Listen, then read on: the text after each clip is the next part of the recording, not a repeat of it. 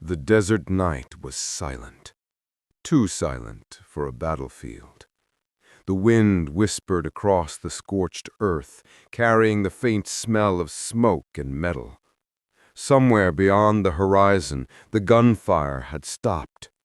That could only mean one thing: the mission had gone wrong.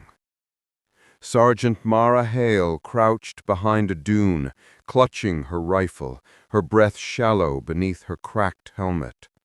Command had gone dark 30 minutes ago. Her unit was scattered, their comms jammed, and her commander, Captain Elias Ward, had been taken. She could still hear his last order echoing in her head: "If I go down, you finish the job." But finishing the job now meant something else. The enemy outpost ahead wasn't just holding him, it was prepping a strike that could erase hundreds of civilians by dawn.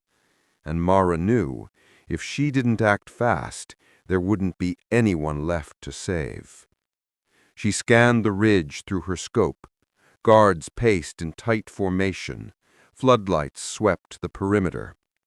She'd have one chance, maybe two, to make it through before the alarms went off.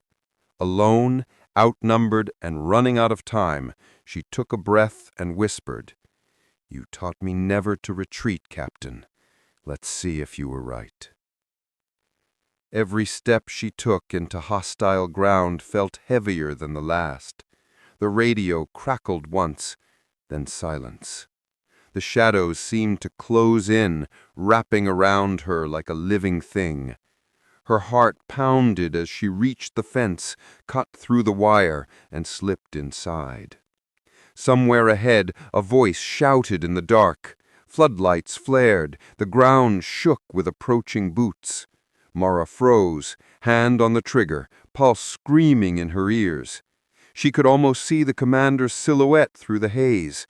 But something felt wrong. Because in that moment, as the sirens wailed and her mission turned into chaos, Mara realized this wasn't a rescue. It was a trap. And she'd just walked right into it.